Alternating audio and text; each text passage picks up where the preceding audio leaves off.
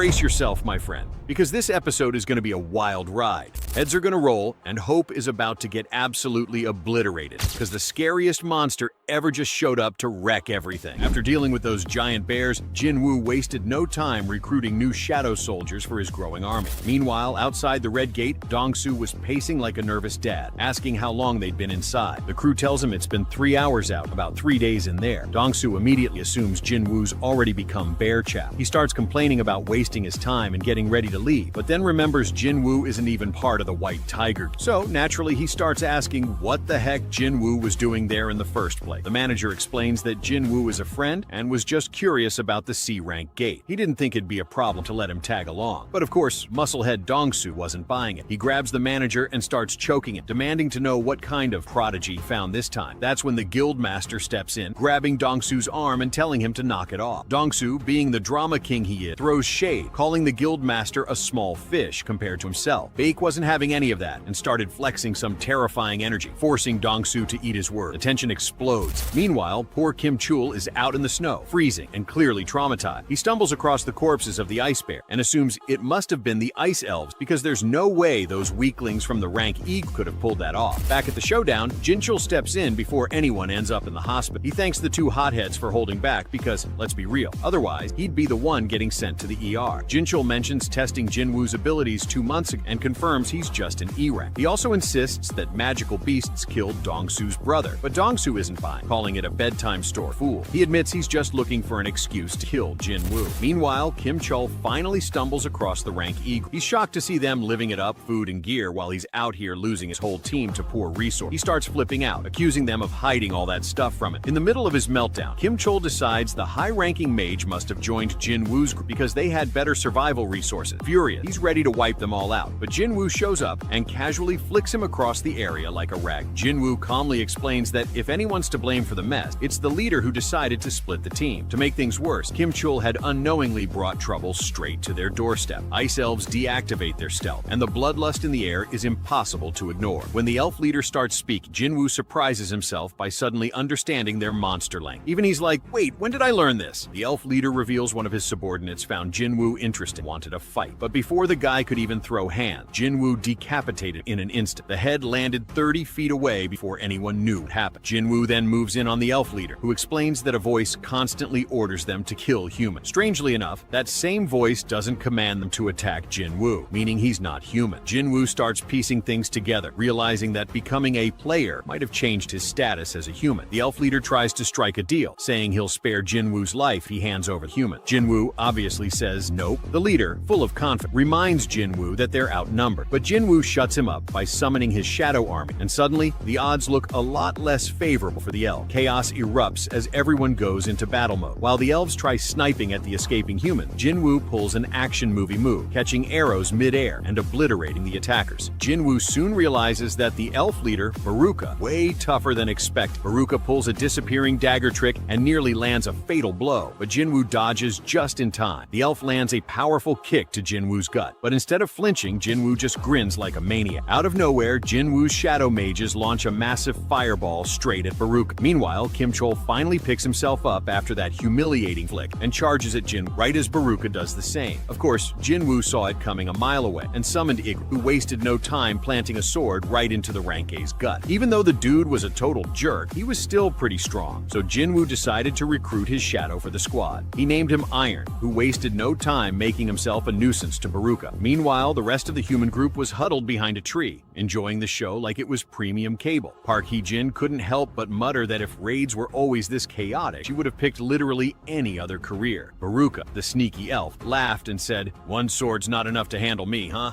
Let's bring 2 more into the mix." Clearly, the guy had skill, juggling 3 attackers like he was auditioning for a medieval circus. But Iron's taunting ability kept pulling Baruka's focus, leaving him open for a sneaky slash from Jinwoo. Realizing his entire elf army had been wiped out by these shadowy nuisances didn't help his mood either. Furious, he lunged at Jinwoo, laughing at how the kid had thrown away his weapon. Cue Jinwoo activating his Thor-like skill, summoning his dagger straight into Baruka's back like it had GPS. Baruka tried to block, but his Jinwoo's weapon got obliterated. The shadows swarmed him, hitting from all angles, but somehow the guy tanked it all. That's when Jinwoo turned invisible, slipped behind him, and stuck his dagger where it hurts, announcing, "It's over." Veruca sneered, "Don't get cocky." But before he could finish, Iron was already slamming his hammer right into his face. With that final blow, they took down the boss, netting Jinwoo a mountain of XP. But Iron, hyped beyond reason, kept smashing Veruca's lifeless body until Jinwoo had to tell him to chill. The Shadow Army erupted into victory cheers, while Jinwoo made his way to the group, announcing that it was all clear. The portal opened, and the surviving hunters returned, breathing sighs of relief. Outside, Baek was holding on to the hope that Kim Chul had miraculously saved the day. His bubble popped when he saw only the low-rank hunters walk out alive. Baek grabbed Jinwoo, demanding to know what had happened. Jinwoo, clearly over it, told him to ask his guild members instead. Baek pressed on, saying 6 members had gone MIA, and he needed answered. Jinwoo, now fully done, replied, "I saved 2 of your guys. The least you can do is say thank you." Baek, realizing he'd poked the wrong bear, stammered an apology. Still, his curiosity got the best of him, so he asked Park what was going on. She shrugged, saying she had no clue, except that Jinwoo had been in a foul mood ever since defeating the boss. That's when Baek realized Jinwoo wasn't your average hunter, and told his manager to recruit him for the guild no matter what. Meanwhile, Jinwoo was frustrated because he couldn't extract Veruca's shadow. He tried 3 times, but the system basically told him,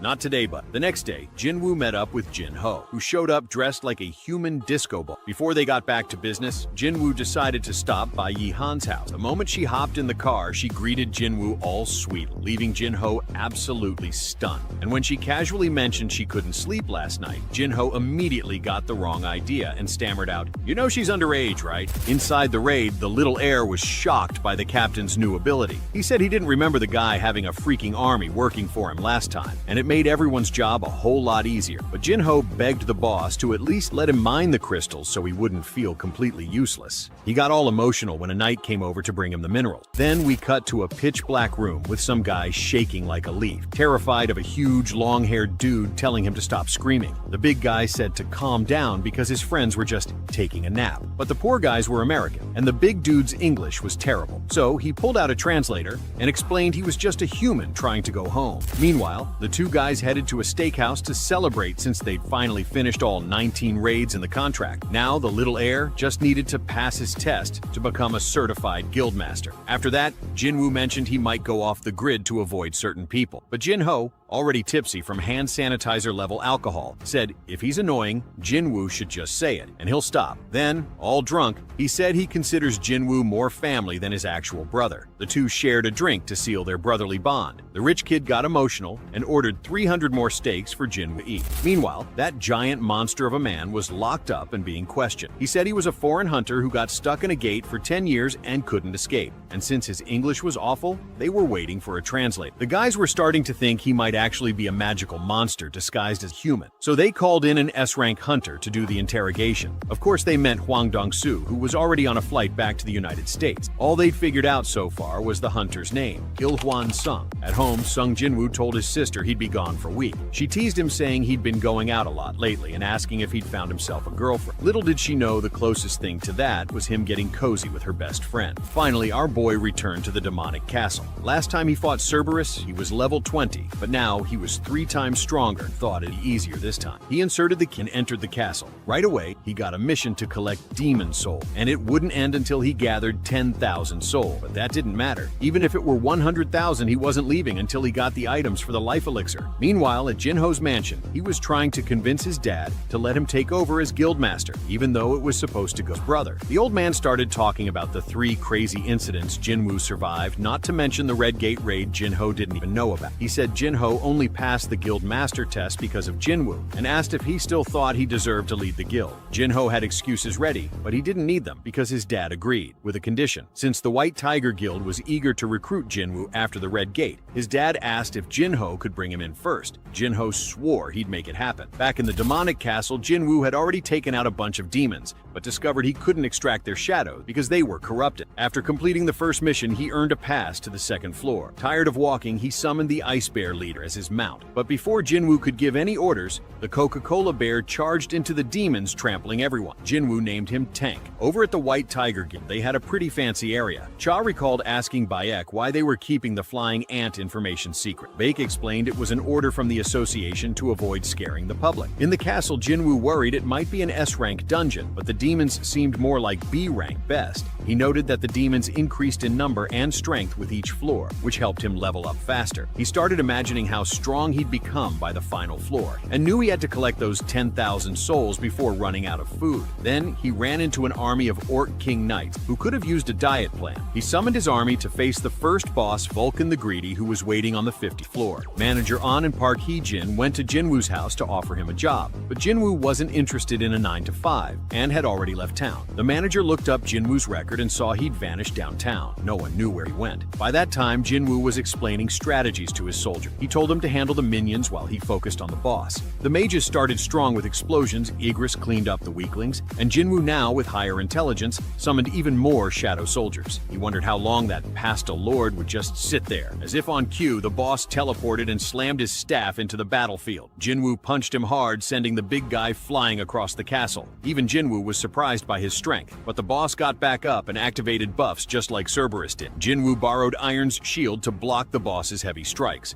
When he found an opening, he threw the shield and tried to attack from behind. But the boss predicted his move, forcing Jinwoo to use Dominator's touch to dodge. He realized the boss's glowing eyes were the weak spot. The guy moved like a super athlete, defying physics, so Jinwoo climbed a building to lure him up. Leaping into the smoke, he delivered a precise slash to the boss's carotid artery. It's clear our boy has a thing for chopping heads. Another one for his collection. At the interrogation, Dong-soo walked in, calling the emo guy a monster. Il-hwan said he wasn't and offered to take a DNA test if needed. Dong-soo, annoyed at being pulled from his fun, asked Il-hwan what he knew about gates and magical beasts. Il-hwan said their knowledge was just the tip of the iceberg and warned that a catastrophic power had awakened. He said his mission was to stop it, but Dong-soo wasn't buying it and joked that Il-hwan must have been drinking motor oil to spout such nonsense. Il-hwan warned that their hunter army wouldn't be enough and that not even their flashy S-rank hunters could stop what was coming. But now, things are about to get spicy, my friend. Dong-soo finds out that the monster has a wife and 2 kids, and when he mentions the name of the son, Sung Jinwoo, he gives a death glare that could freeze hell over. The bald bastard grins and says his son is already a thing of the past. He adds that if Il-hwan wants to say anything, he'll have to wait until they meet in hell. That was it. The dad was done playing around. Back in the demonic castle, Jinwoo and his squad were wrecking the place. He asked if that horned boss was impressed by the strength of his soldiers,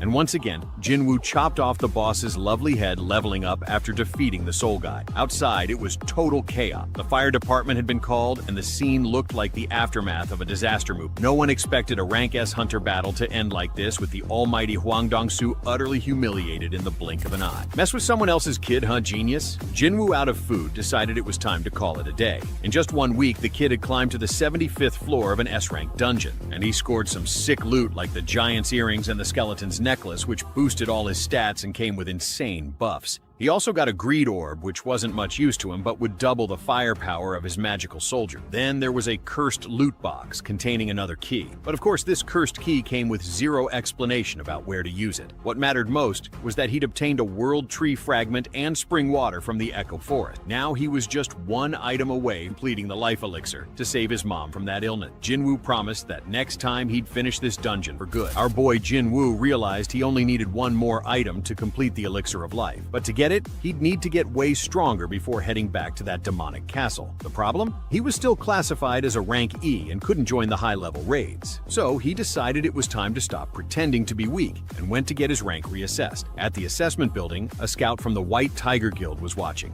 hoping to find some talent to recruit. But all he saw were weaklings, until Jinwoo walked in. That's when he froze and called the guild master immediately. Even Bayek was surprised when he heard Jinwoo came to reassess his rank. While waiting in line, some nervous newbie was sweating bullets, terrified of getting a low rank and not being able to pay his bills. Another guy tried to calm him down, saying, "Relax, bro. If you at least hit rank D, those smaller guild scouts will be all over you." Finally, it was Jinwoo's turn. Inside, he handed over his info: social security, mom's credit card, Bitcoin wallet password, the whole deal. The lady at the desk joked, "Another frustrated rank E who can't accept he's a loser, huh?" She told him to place his hand on the black crystal, but when he did, the machine threw an error. She thought it was just a glitch and tried again, but it failed a second time. Starting to freak out, she called her boss, who came in to run the assessment himself. And guess what? Error again. That's when the guy started trembling, because he realized it wasn't the machine. It was Jin Woo. His bow hour level was off the charts. The boss whispered, "This kid's one of the top 10 in the country. He's a rank S." Meanwhile, in a nearby park, Woo Jin-chul was chatting with a red-haired nerd about the mysterious hunter who helped at Red Gate. Jin-chul swore it wasn't Hwang Dan-su, even though some people thought it was. Choi, curious as ever, asked,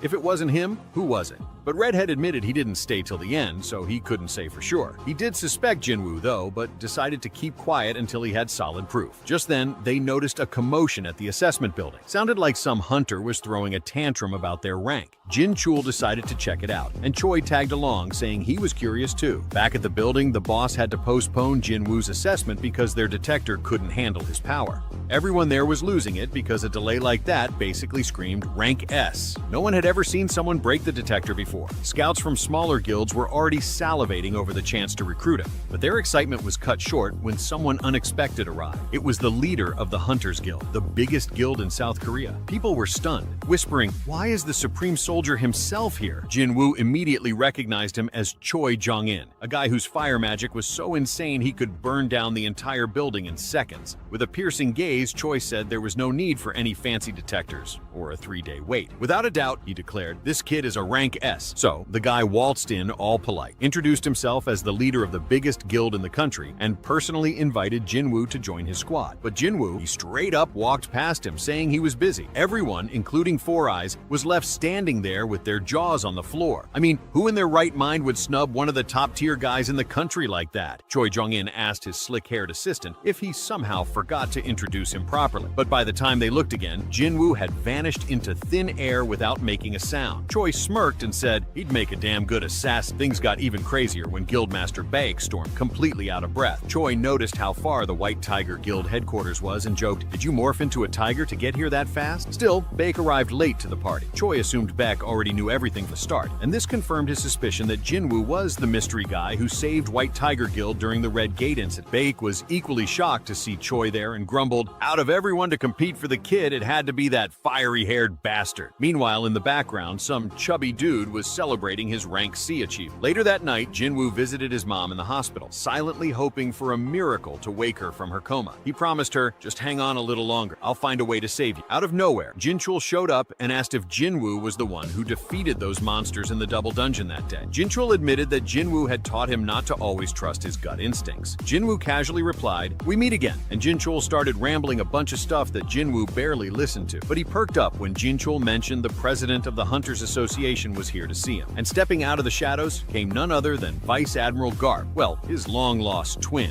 seriously, if this guy isn't Garp's twin, I'll eat my hat. The old dude introduced himself as Go Gun-hee and invited Jinwoo for a chat. He congratulated him on becoming a rank S hunter and said there was no need to wait for the reassessment because everyone already knew the result. The old man admitted that the Hunters Association didn't have the fame or fat paychecks of big guild. He explained that their top guy, Director Wu, was only a rank A hunter. Still, he told Jinwoo it would be incredible if he joined the association and promised him a prestigious position. Jinwoo was confused, so the old man broke it down. The 5 biggest guilds were constantly competing, and if Jinwoo joined one of them, it'd tip the balance of power. That's why he was inviting him to join the association, a neutral 6th power that kept the balance in check. Jinwoo thought it was a solid offer. It sounded like job security. Plus, he'd work under Korea's first ever rank S hunter, a total legend who didn't even look like he was pushing 80. But Jinwoo still turned him down. The president figured Jinwoo just wanted the big buck, but he was surprised when Jinwoo said he wanted to fight. "My place is in the dungeon," Jinwoo declared. His resolve so strong it left the old man moved. Jinwoo excused himself, saying his little sister was home alone waiting. The old man sighed, canceled all his plans, and told Director Wu, "Let's hit the bar." On his way out, Jinwoo muttered that he didn't accept the offer because the association mostly handled rank D and E gates. He needed to get stronger, fast, to save his mom. No time to waste. The next day, Dong-soo woke up in the hospital, completely wrecked. The deputy guildmaster asked asked him if Il-hwan Sung was really a magic beast disguised as a human. Dong-su scoffed, "Did that freak look human to you?" The deputy mentioned that HQ was tracking Il-hwan but doubted they could catch someone even America's strongest hunter couldn't handle. Dong-su vividly remembered the guy stepping on him and warning, "Stay away from my family or you'll wish for death 1,000 times over." Fueled by rage, Dong-su was already plotting his revenge. Meanwhile, Jinwoo was browsing for artifacts to boost his power, but quickly realized they were so expensive he'd have to sell both kidneys to afford half of one. He considered selling that orb of greed he picked up, but worried about explaining how a supposed rank E hunter had something that could only come from high-level gates. Then he saw a job ad hiring for a mining team and thought, well, maybe this could work. Over at the association building, the president was digging into more info about the kid. He found out that just 4 months ago, Jinwoo looked like a total rookie. The guy was impressed that Jinwoo had survived for so long before awakening, considering he used to get clapped by even the weakest goblins.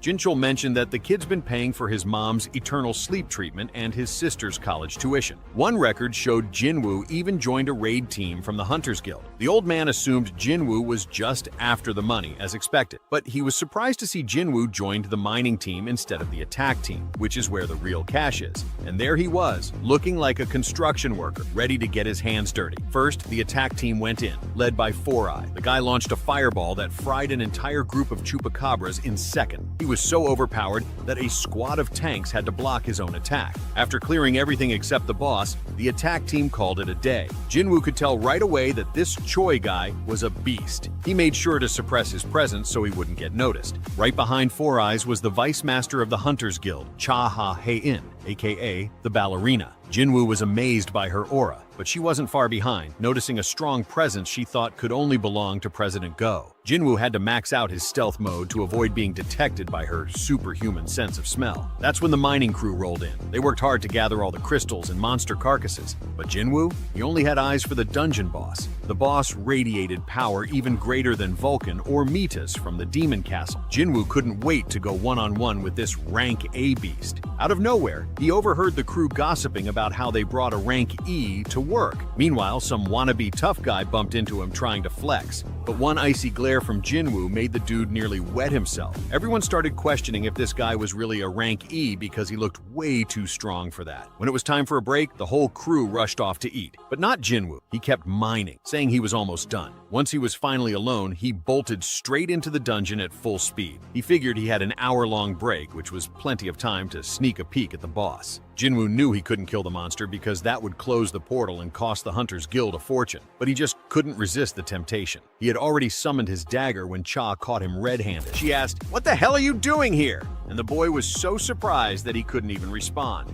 Then he went all off the chain and said he got lost and ended up here by accident. She told him to back off because this was the boss's room, and Jinwoo realized she was seriously strong for catching him off guard. But she already thought he was nuts because she was sure he had a weapon in his hand. When he passed by her to leave, the girl nearly had a heart attack. She made him wait and started sniffing him like a hound. She noticed he didn't smell like the usual eau de dumpster that other hunters reek of, and she was ready to pounce on him. But then she checked his badge. He was only rank E. She wondered if this kid was actually fragrant just because he's low rank. Total Narnia logic, right? Back with the mining crew, the guy said he was super lucky to get lost and bump into Miss Cha, the gal on patrol, who was supposedly checking on the boss. Meanwhile, Jinwoo had thought she was following him all along. One geeky dude chimed in that she can literally smell a certain stench on these hunters, and sure enough, most of them reek like onions. That's why she's always clutching a tissue to her nose, because she can't breathe near those stinky guys. Then Jinwoo started spacing out,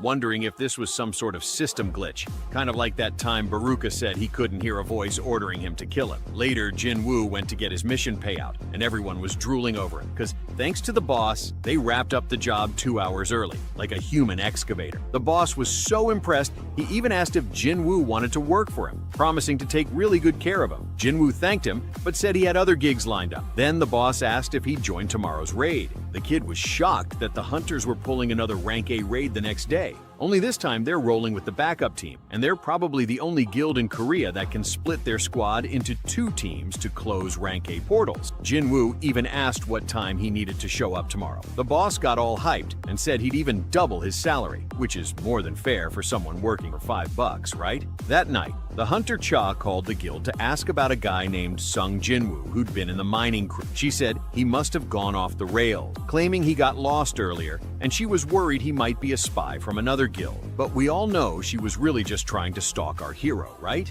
And she freaked out when the boss mentioned that Master Choi had ordered research on that same guy. But the association locked his files down so no one could access them, which is super for a rank this low. The kid even tried to ask a question, but the girl hung up on him and went to bed, wondering why Jinwoo was so different, since he was the first person she'd met who actually smelled good. And here's the secret, buddy. He uses Lightning McQueen's cologne. Over at the mining crew, Jinwoo suddenly remembered his first ever raid party. Meanwhile, everyone else was calling him to lunch because the guy was basically a hero at this point. Out of nowhere, a knight from the attack squad pulled up, asking if they could borrow someone from the mining team since their shield bearer didn't show up. Of course, the miners weren't about to risk their necks for nothing. Besides, they were already drowning in work. But the knight kept insisting, saying they'd even throw in a little extra pay. Too bad the Minecraft squad wasn't about to put their lives on the line for pocket change. Since nobody else wanted to go, our boy Jinwoo decided to volunteer. That's when the panic set in.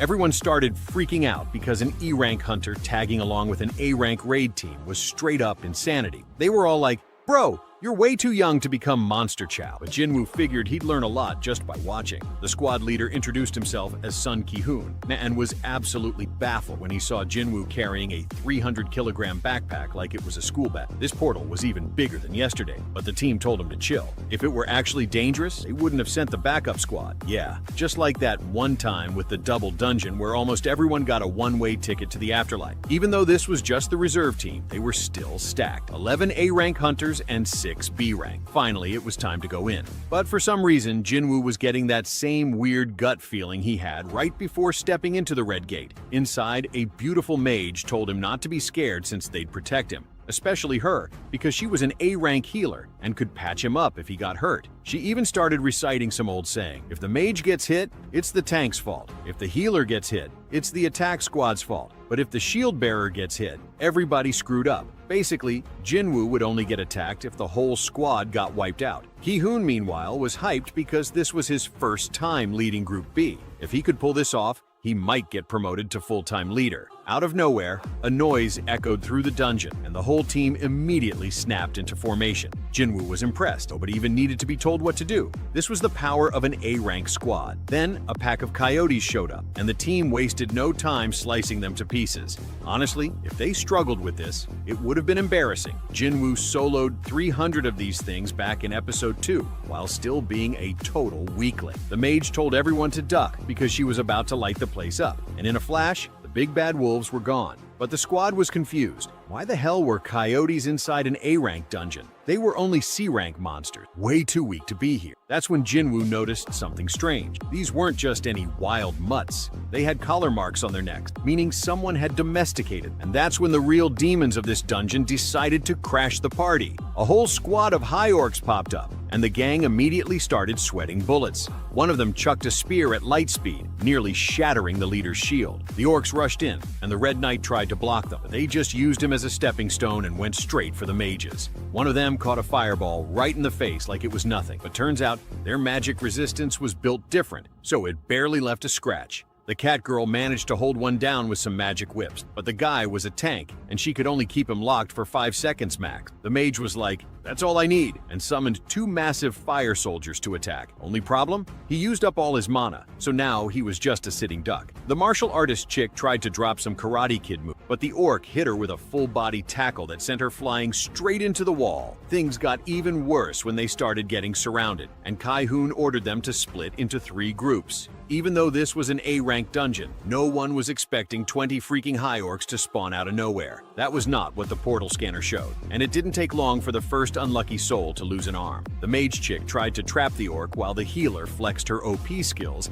and straight up regrew the guy's arm like it was no big deal. But the orc snapped the bindings like they were paper and teleported behind her, about to send her straight to the respawn screen. Meanwhile, Mr. Backpack himself had mysteriously vanished, and out of nowhere, the orc started choking mid-air. Turns out Jinwoo was using stealth mode and went full ninja, slicing up the beast from the inside out. The healer had zero clue what just happened. Then another orc randomly lost his footing because a deep cut suddenly appeared on his ankle, right before Kai-hoon finished the job and split him in half. At that point, the whole squad was confused. Why was this fight suddenly so easy? That's when they realized Jinwoo was secretly weakening the orcs one by one without anyone noticing. A few of them even started sensing his presence, so he just yeeted them off the map before they could start swinging at the air like crazy people. The martial artist chick took the opportunity to body an orc with some premium-grade hands, while the leader carved through their boss like he was slicing butter. The dude hit the ground hard. As soon as the battle was over, everyone checked for injury, because as long as you were still breathing,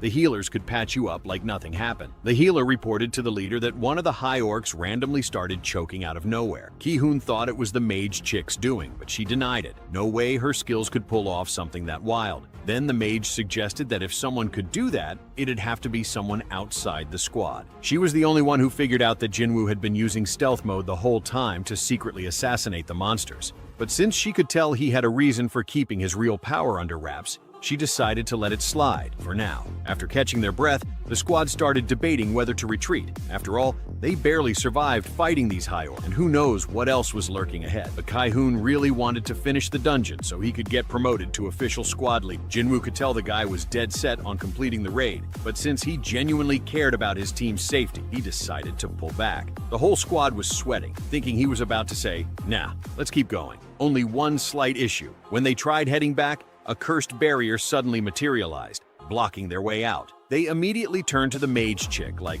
"Yo, you got a spell for this?" She was like, "I can, but I'm gonna need time." The real issue: some ridiculously strong monster had to be the one who cast this spell. So, yeah, retreating was definitely the right move, because if they had pushed forward, they would have been wiped out for sure. But when she tried to break the barrier, she immediately started coughing up strawberry jam, and the other mages looked like they were about to pass out. When they looked back, there were 60 high orcs standing there, ready to breathe down their necks like some creeps in a dark alley. And if they almost got deleted by 20, imagine 3 times that. The squad leaders locked eyes, and the biggest orc stepped up, yelling straight into Ki-hoon's face with breath so bad it could melt steel beams. Dude was talking in monster gibberish, and obviously, no one understood a thing. But then, plot twist, the boss orc must have taken some Duolingo lessons because he suddenly switched to human language. Ki-hoon asked if he was the one who put up the magic barrier, and the guy straight up flexed, "Damn right I did. I'm none other than the great and powerful orc shaman." And then he added, "And your weak little human spells ain't got nothing on mine, so don't even bother." The shaman gave them 2 options: get obliterated now or follow him. And since they weren't complete idiots, they obviously went with option 2. Ki-hoon whispered to the squad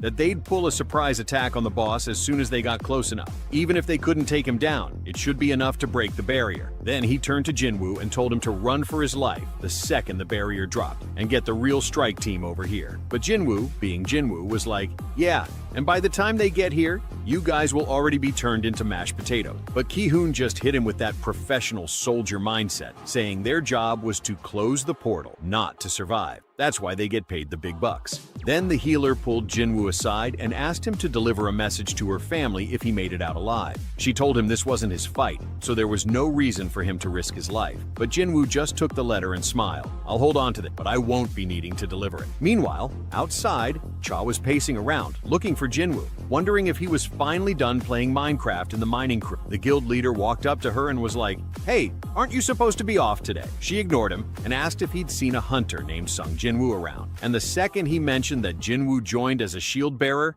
she froze. Inside the dungeon, the squad finally reached the boss room. And oh boy, it was straight up chaos. Hundreds of high orcs, plus a bunch of warrior-type monsters who looked like they just walked out of God of War. But the worst part? The boss himself, an absolute demon of a monster, standing there, staring them down like fresh meat, and greeting them with, "Welcome, humans." I've been expecting you. The Hunter Cha was already saying that an E-rank hunter volunteering for an A-rank dungeon was straight up insanity. Now she was sure he had a weapon in the boss room yesterday. She said she was going into the portal, and the chief asked if she wanted backup, but she told him to chill. It was personal business. Then she realized she forgot her sword and asked if anyone had a spare weapon. The chief handed her a rock pickaxe, and she was like, "You got anything better? Maybe a sword, a spear?" But yeah, asking a mining crew for combat weapons? Not happening. So she gave the pickaxe back, saying she'd be fine. The chief hit her with the classic, "You sure you want to walk in there empty-handed?" And she regretted her life choices immediately. Meanwhile, in the boss room, the vibe was terrifying. The squad was already shaking, thinking that if all those superior orcs got out, the city would be wiped off the map in 5 minutes. That meant they had to take down the boss. But even the 4 guards around him looked scary enough to haunt your nightmare. The soldiers were just waiting for the signal to jump the shaman all at once. Then the Orc King took off his mask and asked if the humans were scared of him. Did he really need an answer? They were out here looking like they were about to have an accident on the spot. Ki-hoon somehow found his courage and asked why they even brought them here when the 60 orcs from before were already overkill. The Orc King, he just laughed, said it was for fun, and that they were going to smash their heads one by one for entertainment. Then, mid-monologue, he suddenly noticed someone odd among the humans. Ki-hoon, meanwhile, was losing his mind, screaming that they were just that bastard's plaything. So he gave the order to attack, but nobody moved. They were so scared, they might as well have been statues. The leader decided to charge in alone, but the boss summoned a magic ice spike and launched him across the room. Then he straight up called the guy an idiot, used gravity magic, and started playing catch with his head against the ground. And just when he was about to spike him into the abyss, someone stepped in to save him. It was Jinwoo, telling that this dungeon belonged to the Hunter Guild, and he shouldn't be messing around here. But since the whole squad was about to get wiped out, he asked if he could just delete all the monsters in the room. One of the orcs tried sneaking up behind him, but this time he was the one getting bounced around like a ping pong, Jinwoo asked, and Ki-hoon was basically begging him to save them all.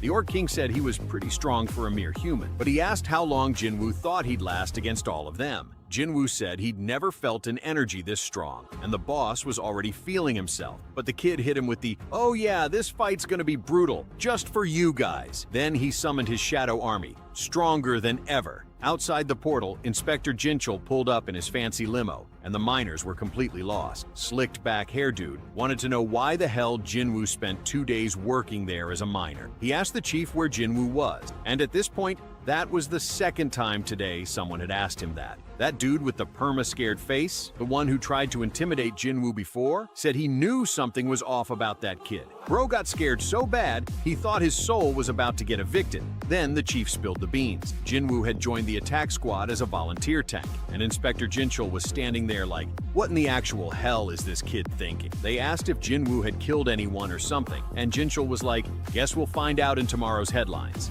Out of nowhere, a massive energy explosion nearly flattened everyone. Inside the portal, Cha was trying to figure out how Ki-hoon's team managed to take down so many superior orc, but she said that if that energy belonged to the boss, none of them were making it out alive. Back in the boss room, the Orc King was straight up clowning Jinwoo, saying he wanted to take on his mighty army with those wimpy little soldiers. Then the kid hit him with a, "Underestimate them, and y'all are getting erased." He activated Monarch's Domain, boosting his Shadow Soldier's strength by 50%. He got that skill after climbing 70 floors in the Demon Castle, and this time, they were built different. The mages couldn't even comprehend it. These guys could barely summon 2 soldiers, and here was some random human with an energy level off the charts. Then the Orc King gave the signal, and the Bacon Brigade charged straight into battle. Iron tried trash-talking the orcs, but they were too OP, and it flopped. So he just went full Thor mode and hammer-smashed those bastards into oblivion. Igris? Bro was on demon time, slicing through 30 orcs in the blink of an eye. But even they couldn't compare to the real monster, Sung Jinwoo, who was out there treating this like recess at the playground. The squad was watching like, bro fights just like Vice Leader Cha, and they were all wondering, why the hell did he hide that he was this strong? Except for Igris, Iron, and Tank. The rest of the shadows were basically at a B-rank hunter level, so Jinwoo had to wipe out as many orcs as possible before his mana ran out. Out of nowhere, the boss dropped the Dragon Fire Anthem and wiped out almost all of Jinwoo's shadow soldiers. He called them useless little puppets, but Jinwoo hit him with a, "Better watch yourself, bud," because his soldiers would keep respawning as long as he had mana. The boss tried dropping an iceberg on the protagonist's head, and before Jinwoo could even react, Dude was already eating a full magic combo. The Orc King screamed that he'd keep obliterating those shadows until Jinwoo's mana ran dry. Meanwhile, the weaklings were running for their lives to avoid getting caught in the crossfire. And with all that magic flying around, Jinwoo couldn't even get close to the boss. Outside, the association measured the portal level and realized it was way stronger than expected. So they ordered reinforcements ASAP.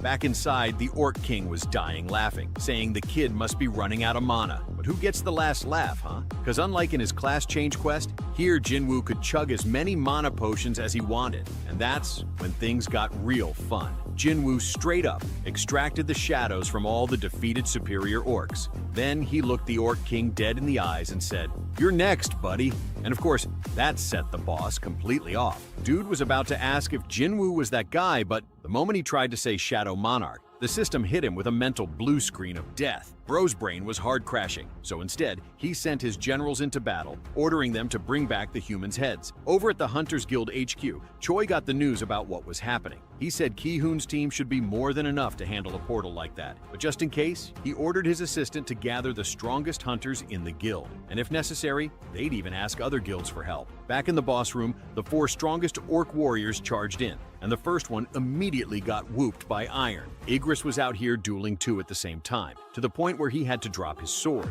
but the blade zoomed right back into the master's hands. Tank wanted in on the action too. He slapped an orc so hard it basically got deleted. Jinwoo smirked and said, "Looks like my generals are stronger than yours, huh?" The attack squad was about to step in, but the Orc King activated the Hymn of Agony, paralyzing, blinding, and locking them in place. Then he smirked and said, "Side characters don't belong on the main stage." And now, he was about to show everyone what happens when you mess with the Great Kargalan. He unleashed all his magic on Jinwoo, but that stuff shattered instantly. And our protagonist just smirked, saying he's immune to such weak curses. He summoned his mages to destroy that annoying iceberg, and with the Orb of Avarice, they became even stronger. A fireball pierced through the shield and exploded right in that bastard's face. And you already know, that made him furious. Meanwhile, Cha arrived in the middle of the chaos, rocking her mighty pickaxe, and she couldn't believe how many soldiers Jinwoo had summoned. She sprinted over to the attack squad like, "What the hell is going on?" But even they couldn't explain it. Kargalan, on the other hand, was done playing. Dude combined 300 spells at once and vowed to crush that kid like an insect. He stomped down like a colossal titan, but Jinwoo just scoffed, saying he's got bad memories with giant enemy. Bro was just throwing salt in the wound at this point. First, the boss launched a massive fireball. Then, just for good measure, he launched 50 more. They wiped out both the shadow soldiers and the superior orc. The boss smirked and asked, "Are you starting to regret it, little human?" But before he could blink, Jinwoo was already on top of him, shoving a dagger straight into his eye, and he hit him with the ultimate disrespect. The bigger you get, the easier you are to hit. Then he really rubbed it in, saying a mere shaman like him was no match for an assassin. And let's be real, Jinwoo ain't just any assassin either. Channeling the spirit of Indiana Jones, Jinwoo dodged every single attack. Then he sniped 2 daggers that broke the boss's defense and chained him up with a castle chain. He used Kargalan's own strength to yank him into the ground like a ragdoll. And lucky for us, this fight even had a VIP audience, because the association's inspector finally pulled up to witness the spectacle. He said they came to help, but looks like they won't be needing to anymore. Cha, meanwhile, was watching with sparkling eyes, saying, "This is the strength of an elite hunter, not some rank E-scrub." Then she asked, "Who even is this guy?" And even Jinchul didn't have an answer. Jinwoo just smirked and said, "Once a mage loses his guardians, he's finished." And right on cue, the Orc King started panicking, screaming that there's no way he could lose in this body.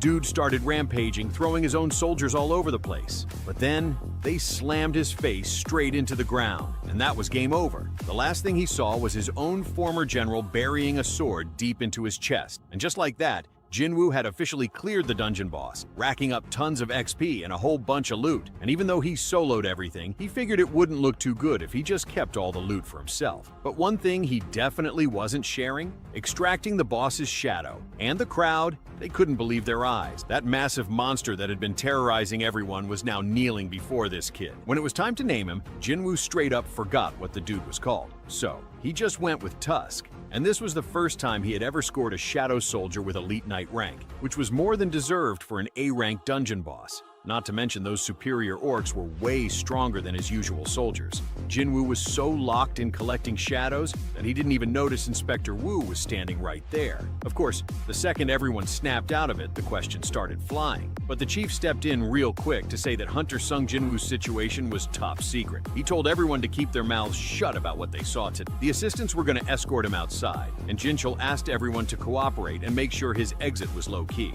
But before he could leave, Ki-hoon spoke up. He said he wasn't going to ask why Jinwoo was hiding all this power. One thing was for sure. The only reason they all made it out alive was because of him. So he straight up thanked Jinwoo for saving his entire squad. And just like that, the whole crew bowed their heads in gratitude. Jinwoo suddenly remembered, oh yeah, he still had to return that healer's journal. Meanwhile, Cha really wanted to talk to him, but the mage cut in like, Vice Captain, why are you holding a pickaxe? Cha instantly turned bright red and nervously asked Jinwoo, do I look weird with this? Meanwhile, back at the Hunters Guild HQ, Chairman Choi let out a deep sigh of relief. It all worked out in the end. First, Jinwoo saved White Tiger, and now he saved them. And Choi still couldn't wrap his head around just how much power this kid had been hiding. He asked his assistant, who do you think's stronger, him or me? And the assistant just hit him with, sir, do you really think you could solo an A-rank dungeon like that? Even Choi had to admit, not a chance. So now, they had one mission. Do whatever it takes to recruit that kid. Later, at a cafe, Jinwoo met up with a little heir and asked, so, how'd the negotiations with your dad go? And Jinho had to convince him to join the guild if he wanted to be the leader. Meanwhile, at the rank evaluation building, a swarm of reporters was waiting to interview some dude named Lee Min-sung. And this guy?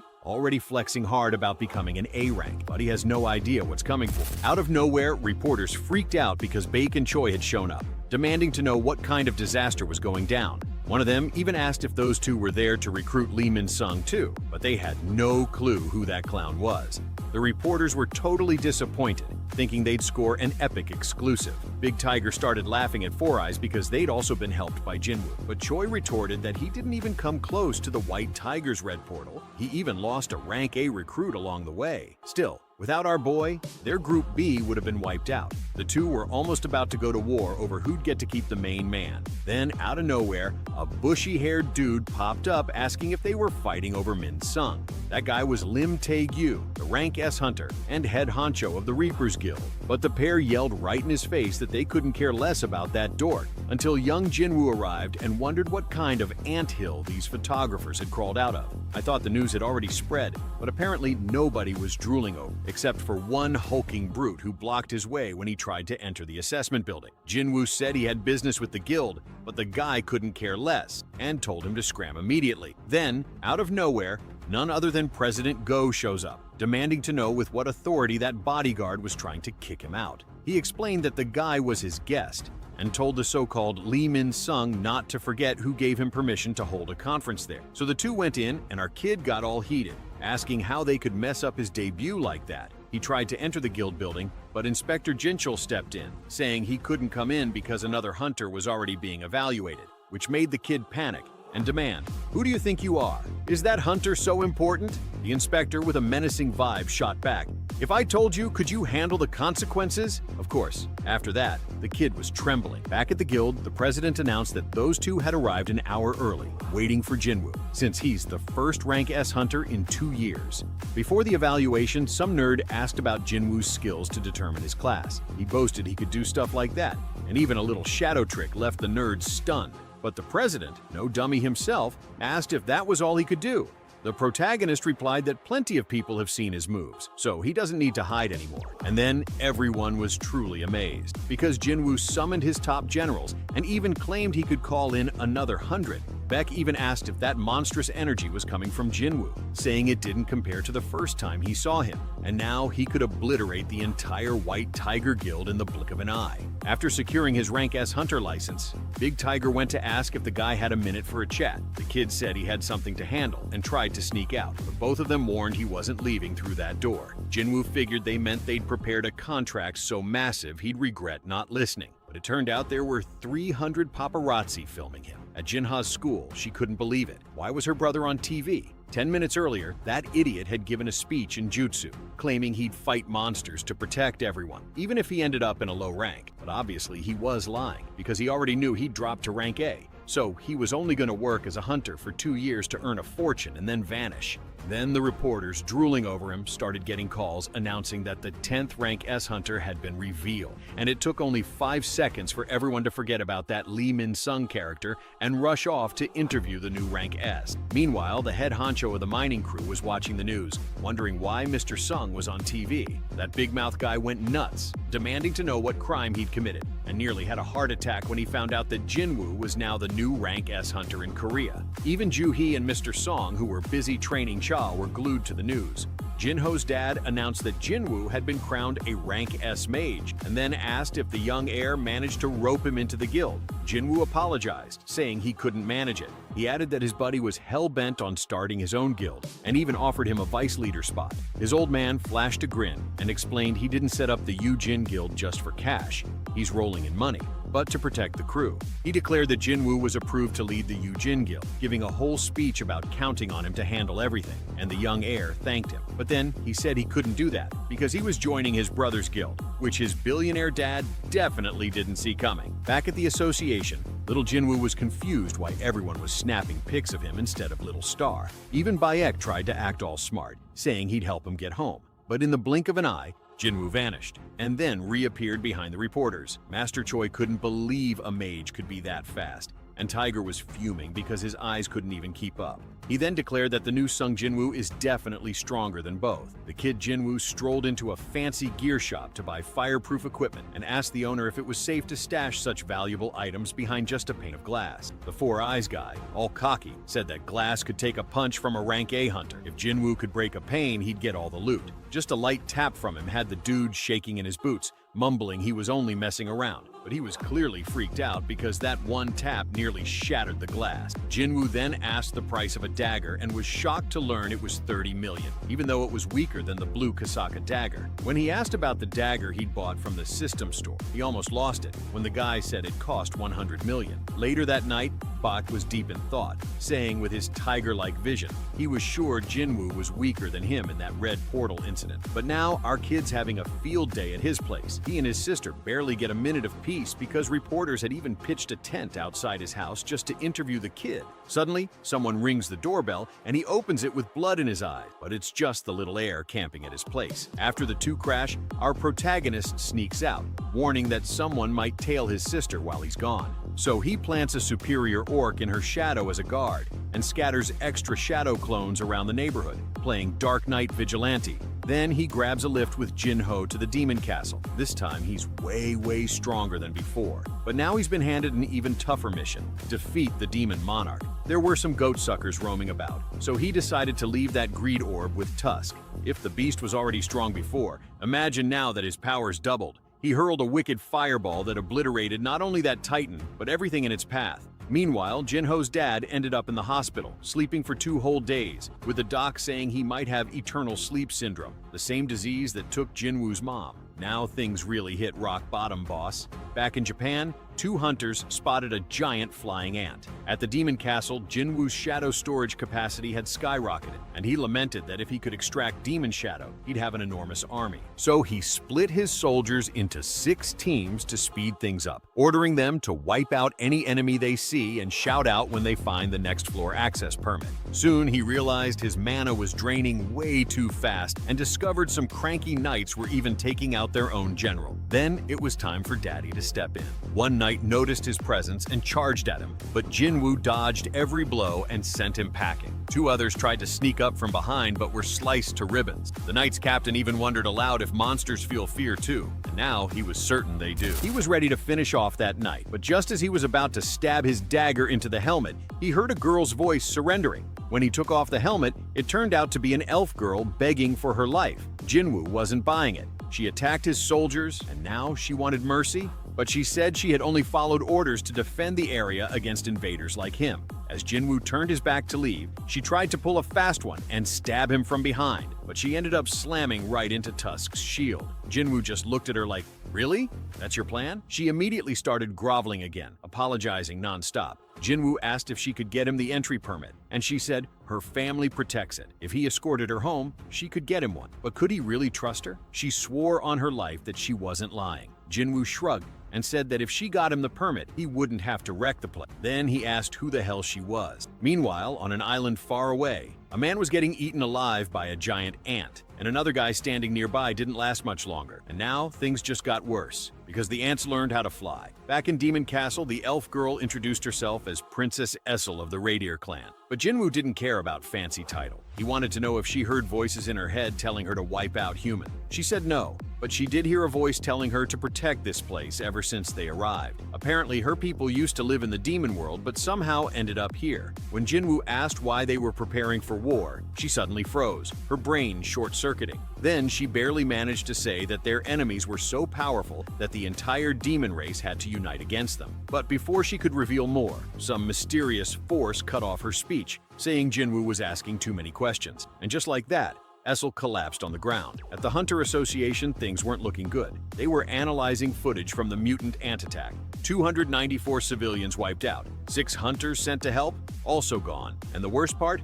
The island that got attacked was 150 kilometers from Jeju. If these ants can fly this far, it's only a matter of time before they start attacking everywhere. South Korea couldn't handle this alone, so they had no choice but to ask for reinforcements from other countries. Back at Demon Castle, Essel finally woke up, apologizing for passing out. Jinwoo just asked if they were there yet. She pointed ahead. Her family's castle was just around the corner. When they arrived, her father immediately panicked. He demanded to know who the hell this monster was that she had brought home. Essel tried to explain that Jinwoo was just a guest, but her father wasn't having it. He didn't trust someone who showed up with an entire army. Without hesitation, he ordered his knights to take Jinwoo down. But Jinwoo remained calm as ever and told him he just wanted the entry permit. The king suddenly realized who he was dealing with. This was the same man who annihilated Vulcan and Metis like it was nothing. There was no way they could defeat him. So, with no other choice, the king handed over the permit and told him to leave. But then, Jinwoo dropped a bombshell. He was taking the princess with him. Before the king could lose his mind, Jinwoo clarified that he only needed her to find the other permits.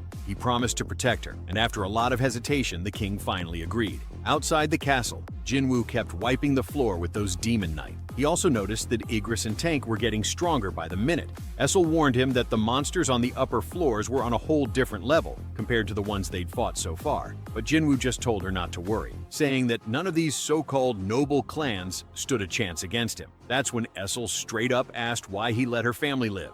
And Jinwoo, without hesitation, hit her with the most unexpected answer. Because I like you. Boom! Instant heart attack. Her brain short-circuited, and her soul nearly left her body. But before she could start daydreaming about their future, Jinwoo casually told her she could go home now since all he really needed was the locations of the permits. He warned her that the upcoming battles would be way tougher, so it was too dangerous for her to stick around. And just like that, her heart shattered into a million pieces. She asked if she was useless to him now, but Jinwoo reassured her that she had already helped a lot. Still, she begged him to let her stay and watch him fight. She needed to see it for herself. Jinwoo sighed, realizing he had no choice, and told her not to fall behind. And she wasn't exaggerating. Even Jinwoo admitted that the fights were 90 times harder than before. But did that stop him? Nah. He still dragged those monsters' faces through the dirt like they were nothing. Meanwhile, over at the Hunters Guild, Four Eyes and Cha just received an urgent request from the association. They were needed for a mission against the mutant ants. And apparently, another Rank S guild leader was coming to help as well. Back at the Demon Castle, Jinwoo and Essel finally reached the 100th floor, the final boss room. And just as Essel opened her mouth to say, looks empty, a giant dragon blasted through the ceiling, lightning everywhere. The place was getting obliterated, and riding on top of that terrifying wyvern was none other than Baron, the Demon King. Even Jinwoo felt that this was going to be a problem. And Essel, bro, she was seconds away from a full-blown panic attack. To make things worse, the dude could fly. Then, before anyone could react, Baran hit them with some Naruto-level Edo Tensei and started summoning an army of demons. Jinwoo wasn't expecting that many enemies, so he countered immediately by calling in his shadow army. The battlefield was pure chaos. Tusk nuked the entire field with a fire tsunami, taking out 300 demons in one go. Essel was in total shock, struggling to decide whose side she should be on. Should she fight for the king of all demons, or for the overpowered invader who just steamrolled his way here? Before she could make a choice, Baran unleashed a Kamehameha from the sky, nuking everything in sight. Shadow soldiers were getting erased left and right, and Essel was about to be next. But at the last possible second, Jinwoo swooped in and saved her like it was a superhero movie. That's when he realized these weren't normal lightning bolts. They paralyzed anyone who got hit. And if he didn't find a way around it, his soldiers would disappear and his mana would run out. So he activated stealth mode, went full speed, and tried to slice that dragon's wings off. But Baran blocked it, then countered with a brutal attack, sending Jinwoo crashing into the ground like a meteor. Jinwoo barely dodged another point-blank lightning blast, knowing full well that if one of those hit him, even plot armor wouldn't save him. So he called in Tusk, who, thanks to the Orb of Avarice, overpowered Baran's attack. And just like that, Jinwoo saw his chance. One clean swing, and the wyvern's head joined his growing collection. Now that Baran was finally on the ground, Jinwoo cracked his neck and said, "Took you long enough. My neck was starting to hurt from looking up.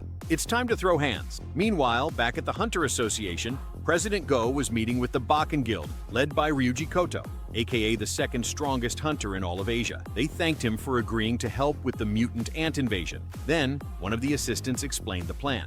First, they revealed that ants only live for about a year, so if they could kill the queen, then the entire colony would naturally die off within a year. Ryuji then announced that 11 rank S hunters from his guild, including himself, would engage the ants directly, keeping them distracted while South Korea's hunters focused on taking out the queen. Even the president was caught off guard by how crazy that plan was. But with everything settled, they got to work finalizing the mission details. At the Demon Castle, it was like World War III out there. Tusk was blocking the Demon King's beams while the crew went at him like a pack of wild dogs. Iron got sworded right in the forehead, and Igris got tossed aside. Jinwoo even tried to ambush that punk, but he got blocked and nearly had his head crushed. Then Tusk grabbed the big sword, Jinwoo sliced Baran's arm, and everyone jumped in. But that bastard unleashed an area attack that wiped out all the shadows and left our kid out of mana. No worries though, he's been flying solo in battle his whole life. He was trading blows with that fearsome Demon King, and it was the first time Jinwoo faced someone stronger than him.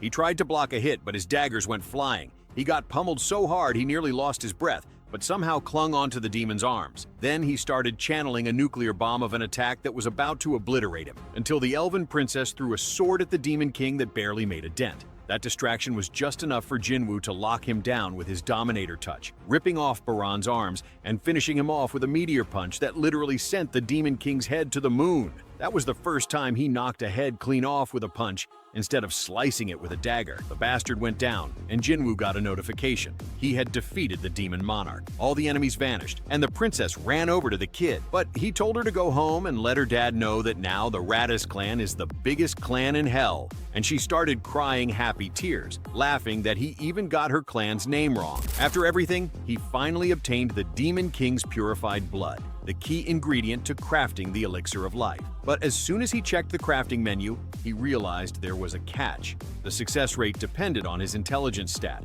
which was basically non-existent. Still, against all odds, he managed to brew 6 elixirs like it was nothing. Now the real test, would it actually work on? Before he could overthink, Iron pulled up with a fresh corpse of that flying lizard from earlier. Jinwoo, never missing an opportunity, extracted its shadow right away, adding a wyvern to his army. The beast was massive, and just looking at it, you could tell this thing was built different. Essel, of course, wasted no time clowning Jinwoo for forgetting the name of the wyvern, so he did the most Jinwoo thing possible. He named it Kaisel on the spot. The princess got hyped, saying they could ride Kaisel all the way home in no time. Her dad would even throw them a fancy banquet as a thank you. Meanwhile, in the middle of all these crazy rewards, Jinwoo got one of the most broken abilities ever, Shadow Exchange. This let him swap places with any shadow in his army, no matter where they were in the world. Basically, it was better than Sasuke's Rinnegan and Law's Room combined. That's when he hit Essel with "my bad, but you're on your own" speech. Her castle was 20 floors below, and that was way too far just to eat some fancy dinner. She was this close to confessing her feeling, but before she could, Jinwoo had already swapped places with one of his knights and teleported straight to a back alley in his own neighborhood. And because being flashy is in his DNA, he summoned Kaisel and flew home in the most dramatic way possible. Meanwhile, at the Hunter Association, President Go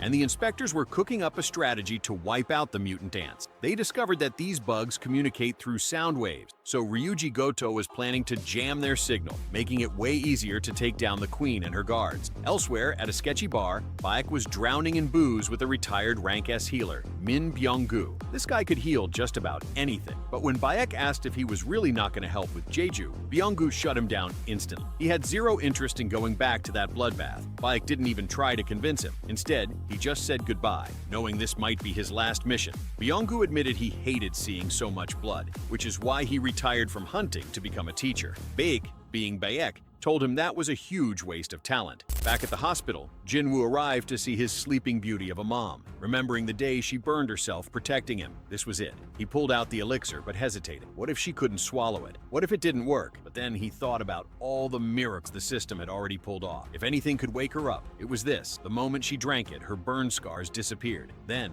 her wrinkles vanished. She was literally de-aging before his eyes. Jinwoo held his breath, praying she would wake up. Sunlight started shining through the window, and then it happened. She opened her eyes. She sat up, healthy, fresh, and looking 20 years younger. She was confused as hell, asking how long she had been out. And when Jinwoo told her it had been 4 years, she couldn't believe it. She thanked him for keeping his promise, knowing he must have gone through hell to get to this moment. And for the first time in forever, Jinwoo couldn't hold back. The next day, doctors were freaking out. This was the first time ever that someone woke up from eternal slumber disease. Meanwhile, Gina pulled up and immediately burst into tears. Her mom was finally back, and Jinwoo was proud as hell that all his suffering finally paid off. At the press conference, President Go was on live TV, announcing the upcoming operation against the mutant ants. The Korean Hunters Association announced that 10 Rank S hunters from Japan would be joining the fight, while the Rank A and lower hunters would stay behind to protect the country. Meanwhile, Min Byung-gu, the Rank S healer, started reminiscing about the time he went drinking with Baek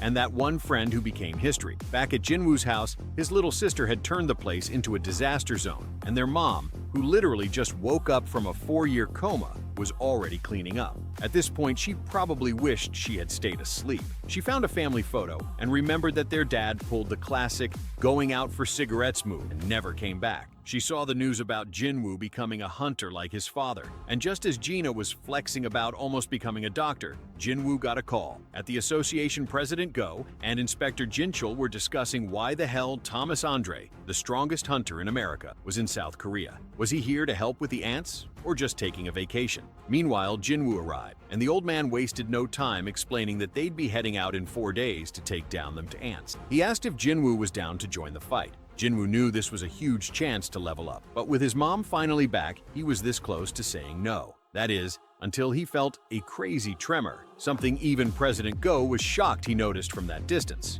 Turns out, all the Rank S hunters were throwing hands at the academy, so they invited Jinwoo to watch. And let me tell you, it was nothing but high-level brawl. Baek, in his furious tiger mode, was getting smacked around by some judo master. The guy even joked that Baek was way too young to have all that gray hair. President Go explained that having all the Rank S hunters in one place was a rare sight, and that insane energy surge must have been from their sparring. Jinwoo was shocked to see Baek struggling, but Four Eyes appeared out of nowhere, saying that if Baek went all out, Dong-wook wouldn't stand a chance, even though he was also a Rank S and guild leader. Jinwoo asked why Baek wasn't fighting seriously against such a strong opponent, and Choi explained that Baek doesn't like going all out in front of an audience. Apparently, when he fully transforms, he becomes such a terrifying monster that even the devil himself gets scared. Meanwhile, the Japanese Rank S hunters had arrived, led by none other than Ryuji Goto. One of the Japanese hunters asked about the guy standing above them, and their assistant explained that Jinwoo just became a Rank S. Goto, sensing his overwhelming aura, assumed he was some kind of monster assassin. But when he was told Jinwoo was actually a mage, he was shook. Meanwhile, Lim Taegyu realized that the brat who ruined Min Sung's debut was here, and Cha Hai-in was straight up fangirling. Everyone was focused on Baek versus Karate Kid, but Goto's assistant was unimpressed with the Korean Rank S hunters. Suddenly, Park Jong-soo, master of the Night Guild, barged in, furious that she was calling them weak just because she was talking in Japanese. Dude was feeling himself a little too much, despite only being Rank A. His hype man wouldn't shut up about how amazing he was, but Cha had to step in to calm him down. Then, Goto suggested a friendly tournament between Korea's and Japan's Rank S hunter. The president immediately agreed, saying they should exclude mages and non-combatants. Baek explained the rules. You lose if you get wrist-locked, take a hit to the back, or touch the ground with anything other than your feet. Instead of one-on-one battles, he wanted a full-on battle royale. Since the raid would be pure chaos, they needed to practice dealing with multiple enemies at once. For Team Korea, they had Cha, the homeless-looking guy, Cobra Kai, and the big tiger. On Team Japan, they had 4 cracked hunters talking big, saying they were gonna wipe the floor with the Koreans. And before you ask, where's Jinwoo? Don't worry, he's about to make his entrance, and it's gonna be legendary. Jinwoo quickly noticed that Goto wasn't even fighting. He was just watching and analyzing everyone. Meanwhile, Dongwook activated beast mode, and the matches started right away. Beak went against the masked guy, while the rest went all in. The fight kicked off with a mana Gatling gun, just to set the tone. Taegyu was getting overwhelmed by Speedster, but instead of panicking, he used his opponent's speed against him. Meanwhile, a mana arrow almost caught Top Knot Guy off guard, and he immediately ordered his team to focus on Taegyu first. But this wasn't the time to let your guard down. He looked away for just a second and almost got a flying kick to the face. The arena was built using the strongest magic stones in Korea, but these hunters were tearing it apart like it was paper. The Japanese hunters knew Bayek was the biggest threat, and if he got close, he wouldn't just grab their wrists, he'd snap them in half. Eye Patch Guy was already nervous, but after Bayek transformed, he probably wished he were anywhere else. The fight gets serious. Karate Kid got slammed into the floor by Top Knot Guy, Taegyu was completely pinned, and Coward Boy was running for his life from Bayek. Meanwhile, Cha was giving her opponent no room to breathe. She was moving so smoothly that they called her the ballerina. After taking down her opponent, she ran to back up Beck, but the coward tried to take her out from behind. Mistake. She hit him so hard he nearly flew out of the arena, but now things were getting serious. He activated Berserker mode, meaning he wouldn't stop until someone got taken out. And Goto didn't care one bit. Kumamoto was so fast that Cha struggled to keep up. He used the smoke to hide his movements and go for the kill. But Jinwoo suddenly appeared, blocking his strike effortlessly and calling him out for taking things too far. Kumamoto was pissed, but before he could react, Jinwoo had him locked down. Goto watched in disbelief. There was no way this kid was just a maid. Jinwoo turned to Cha and said they should count this as a loss, since Bayek was already out too. But now things were getting even more interesting. Goto's assistant approached and invited Jinwoo to fight Goto himself. No need for translation. It was obvious what he wanted, and since Jinwoo wanted to test his power after conquering the Demon Castle, he wasn't going to back down. But Goto didn't like that smirk on Jinwoo's face. The translator relayed the message. Jinwoo accepted, but with one condition. Goto had to go all out. This kid was too confident, and the audience was stunned. Who in their right mind challenges the second strongest hunter in Asia like this? Cha knew Jinwoo could solo a rank-a dungeon boss, but could he take on Goto? She asked Bayek if they should stop this fight. The logical answer was yes, but nobody wanted to miss this match. Jinwoo stretched a bit and got ready. Before he could blink, Goto threw a massive punch straight at his face. Too bad for him, Jinwoo dodged just in time. And Goto realized this wasn't going to be easy. Jinwoo could tell Goto was stronger than any hunter he had faced before, but all that strength means nothing if you can't even land a hit. Ryuji cranked up the speed the moment he saw Jinwoo smirking again. The audience was already in shock that Jinwoo could dodge punches flying at light speed, but Cha was the only one who caught on. Jinwoo wasn't even serious yet. He was just toying with Goto, testing his strength. Goto realized that if he didn't go all out, he might actually lose to this kid, so he decided to just kill him outright. He threw a meteor punch, grazing Jinwoo by a hair. Jinwoo knew that if this kept escalating, he'd get one of those kill or be killed quests again. So he caught Goto's fist mid-air and smirked, saying, "You almost lost an eye there." Then added, "I didn't grab your wrist on purpose, because I don't want to end this too soon." Their auras exploded, shaking the entire arena. People felt like the whole place would be reduced to rubble if these two kept going. So Bayek and Cha rushed in to hold Jinwoo back, while the Japanese hunters restrained Goto. After all, they had a huge raid on Jeju Island soon. They couldn't afford to die. Things finally calmed down, and Jinwoo finished sizing everyone up. But the crazy part? None of these rank S hunters even noticed Jinwoo's shadow soldiers lurking right under their feet. Jeju Island raid preparation. Later, Jinwoo met with the president to discuss the upcoming raid. Meanwhile, Goto was on the phone, saying that Korea's hunters were strong enough to keep up with Japan's. But then, everyone, Goto, Cha, and Bayek, were stunned to hear that Jinwoo wasn't joining the raid. No big deal, right? After all, this time, there were 16 rank S hunters, so victory was guaranteed, right? That night, Jinwoo arrived home to a home-cooked meal, and this was exactly why he couldn't join the raid. His mom had just woken up after 4 years. He wasn't leaving her now. Meanwhile, on Jeju Island, the ant army was feasting like a pack of starving wolves. The queen watched over them, saying they needed to migrate. They had already eaten everything, but then she added, "We need stronger soldiers." And just like that, she revealed her latest creation, the strongest being this world has ever seen. And not to spoil too much, But what this thing does to the hunters? Yeah, it's not even fair. This thing had just hatched, but was already radiating monstrous energy. Meanwhile, the news spread worldwide. The ants had evolved. Now they could fly. People rallied to defend their country from this flying nightmare swarm. And then, the day of the Jeju Island raid finally arrived. The raid begins, all military ships lined up, while Park Jong-soo led the lower-rank hunters to protect Korea. At the same time, the Rank S hunters said their goodbyes to their families. They were boarding the helicopters, ready to enter hell itself. Now that's patriotism. Even weaker hunters stepped up to help defend the nation. The president himself was shocked at how many hunters had volunteered. And then came the biggest surprise. Baek's jaw dropped when he saw Min Byung-gu had finally stopped being a coward. Now they had a Rank S healer on their side. Meanwhile, Goto's team had already reached the island's center. He gave the order, everyone take positions. One Rank A hunter was even sent with the Korean team to live stream the entire raid. People thought it was a death sentence, but he shrugged it off, saying, "Don't worry, I've filmed in way worse places." The attack squad was ready. The president gave the signal. The fourth Jeju Island raid had begun. The Japanese hunters unleashed a ridiculous amount of mana to draw out all the ant soldiers. But the flying ones were aiming straight for the helicopter, and Four Eyes stepped up, saying, "Don't worry, I got this." They opened the hatch and he rained down flaming arrows, blowing up the ants mid-air. But some survived the fireworks, so he had to launch a fireball to finish the job. Meanwhile, Choi was hyped as hell. Today was finally the day they'd wipe out these damn ants. Time to land, baby! The Japanese hunters were supposed to hold back the ant army for an hour, meaning they had exactly that much time to take down the queen. Japan's navy launched their interference signal to block the ants from receiving the queen's commands. Meanwhile, the ladies were slicing through the swarm.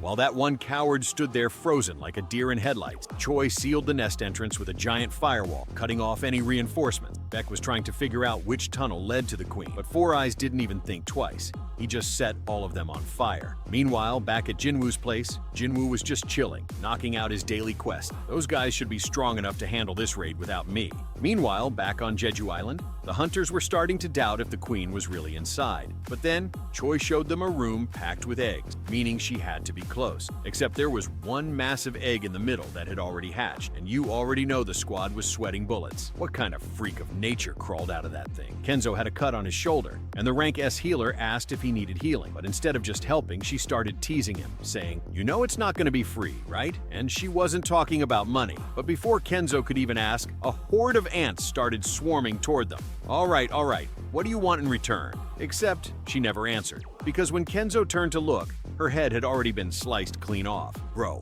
what the hell just happened? They're about to meet a monster so powerful, they'll wish they were never born. The healer girl started bleeding from her head, and the two guys froze in pure terror. Kenzo barely saw a blur before trying to land a hit, but guess what? His head was already gone. Nerdboy was about to have a heart attack and swung his sword in desperation. But let's be real, if heads ain't flying, it ain't solo leveling. Meanwhile, the squad was still fighting ants inside the nest. Even though these things had the strength of Rank S hunters, they were still monstered, meaning they were predictable. Cha stabbed right through one, slicing it like a hot knife through butter. She noticed they had tougher shells, and was actually happy there weren't that many. Byung told them not to worry since he'd protect them if more showed up. Yeah, that's cute. Baek tried to roast him for acting all tough, but then immediately embarrassed himself. He forgot to crush the ant's head, so the thing got back up. Now they realized it was only going to get harder from here. Cha suddenly caught the scent of a powerful monster, and Baek used his tiger vision to scan the cave. That's when he saw it, the queen, surrounded by thousands of royal guards.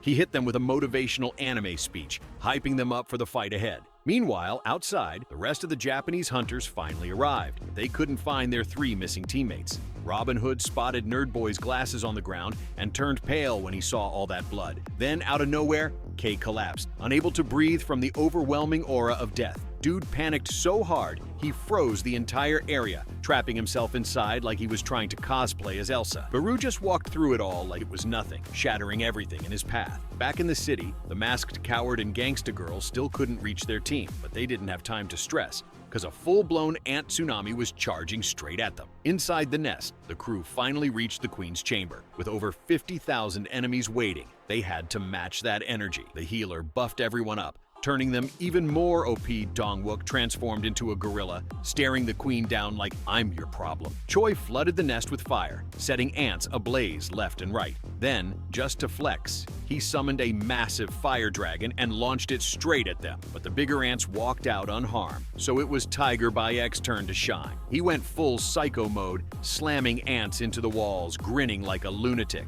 This was his true beast form, the one that even nightmares fear. Meanwhile, our cameraman was grinding for views, trying to get the best shot of the action. His boss called him, yelling, "We've got 80% of the audience locked in. Get a better angle." But the healer told him to shut up if he didn't want to become ant food. Meanwhile, across the country, people were glued to their screens, watching this absolute massacre on every TV, billboard, and phone. Dongwook loaded up an army on his shield, then blasted them away in one go. Taegyu, after playing too much Minecraft, shot 1,000,000 arrows into the air, hoping at least one would hit. Lobo slashed through the ants, tearing them into pieces for a barbecue. Choi burned everything in sight, while Cha dropped from above, slicing through them like a ninja. Finally, after wiping out the guards, only one enemy remained, the queen. She swung her massive claw, aiming to end them all right there. But Dongwook blocked it with his shield. Taegyu fired more arrows, but they barely scratched her tough exoskeleton. Baek told them not to panic. A queen without her guards is just a sitting duck, but she spat out some nasty poison to shut him up.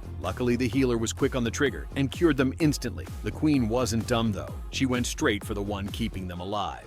Four Eyes yelled for everyone to back up. He was about to turn this bug into dust.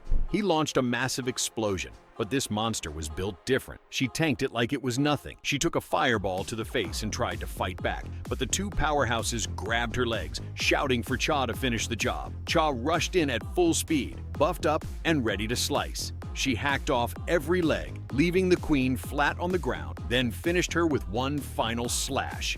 Just like that, another head went flying. The whole country erupted in celebration. After 4 failed attempts, they finally wiped out the demonic ants. Baek, though, was still bothered by the queen's final scream. Byung told him to let it go. They had avenged their fallen comrades, and the remaining ants would be wiped out in a year. But happiness never lasts, huh? Goto's assistant broke the bad news. The ants were returning to the nest, and their interference signal had stopped working. Choi's fire barrier had been shattered, and now they realized that last scream from the queen wasn't a death cry, it was a call for help. The problem? Those weakling ants couldn't have broken the barrier, which meant something far worse was coming. The monster, the machine, the walking nightmare, Beru, a pitch-black ant that instantly filled the air with terror. The moment Cha felt its aura, she nearly passed out from sheer dread. Dongwook tried to attack first, but before he could even move, half his body was already torn apart. And the worst part? Beru didn't even acknowledge them. He walked right past them, heading straight for the queen's corpse. Then he did the unthinkable. He devoured his own mother, letting out a roar full of rage. Beru turned around, murder in his eyes. In a blink, he appeared behind Cha and smashed her into the wall so hard she almost became part of it. Dongwook transformed to fight, but one flick from Beru's claw shattered his arm. Then he tossed him aside, leaving him dangling like a scarecrow. Even Tiger Baek in full beast mode was completely outmatched. Choi tried to cast a spell, but before he could finish, Beru slashed his chest open. Taegyu fired an arrow straight at Beru, but he caught it midair and threw it right back. Dongwook barely survived, thanks to the rank S healer. Byung was hiding, using stealth, swearing as long as he was there, he wouldn't lose. Yeah, about that. Beru grabbed him by the leg and swung him like a ragdoll. Dongwook lost consciousness, and not even the camouflaged healer escaped. Tiger Baek was frozen in shock. Byung had just been erased from existence. Byung tried to warn Baek to run, but it was too late. With a hole in his stomach, he still went for the kill, biting off the healer's head like a snack. And you know what they say? Who heals the healer? Baek snapped and charged in full force, but Beru threw his best friend's corpse at him before grabbing him by the throat. With his energy drained, Baek was forced out of his transformation, but what really sent chills down his spine? Beru had started to speak. He repeated Byung's final words right back at them, called them weaklings, saying killing them wasn't enough to avenge his queen. Then, scanning the area, he asked a simple question. Where is your king? Before anyone could react, Beru sensed something powerful, and without hesitation, he rushed straight toward it. Baek started wondering if Beru was talking about Goto, but there was no time for that now. They needed to get out of there as soon as possible. But just as they were about to run, thousands of ants finally arrived. Outside, Goto's team was confused. They couldn't reach Kenzo and the others, but figured they just lost the signal. But then they spotted a massive ice spike, and that's when they realized what really happened. Goto's boss called, asking why he was taking so long to report in. That's when Goto dropped the bomb. They had casualty, and his boss didn't see that one coming. He had already sent his team to take care of the weaker ants, leaving only the Koreans to deal with the real nightmare. But his boss didn't care. He said as long as Ryuji Goto was alive, a few losses didn't matter. Then these two scumbags started celebrating. With the ants back in the nest, the Koreans had a 0% survival rate. Japan was about to become the world's strongest nation, wiping out their biggest rival's entire military force. And on top of that, they'd get all the glory for clearing a rank S raid. So this piece of trash ordered Goto's team to retreat and rendezvous with the others. Of course, Big Bad Beru wasn't gonna let these rats escape. He flashed his claws at those traitors, and while Goto barely blocked it, Ishida, well, let's just say she didn't make it. Big Boss told the other loser to run, saying he'd only get in the way. That's when Beru asked, "Are you the king?" And Goto freaked out. This monster could talk, but he pulled himself together and declared that yes, he was the king. That's when Beru unleashed his aura, so terrifying that for a second Goto thought he was facing Jinwoo himself. Meanwhile, inside the nest, things were going from bad to worse. The ants kept swarming, and Bayek screamed for Choi to boost the flame, but poor Choi was completely drained. Everyone was so injured they could barely stay on their feet. They started accepting their fate. This was the end, but right before they were wiped out, Jinwoo's shadow soldiers burst out of them like a freaking horror movie. Beck had no clue what was happening, but then, standing on top of a building looking like a damn legend, Jinwoo had arrived. Using his shadow exchange, he teleported straight into the battlefield. My dude, the protagonist, always shows up at the perfect moment. Could he have come a little earlier? Yeah, probably. But hey, better late than never. And if you're dying to know what happens next, smash that like button and subscribe. Check out this next video. It's on another level. I'm out. Peace.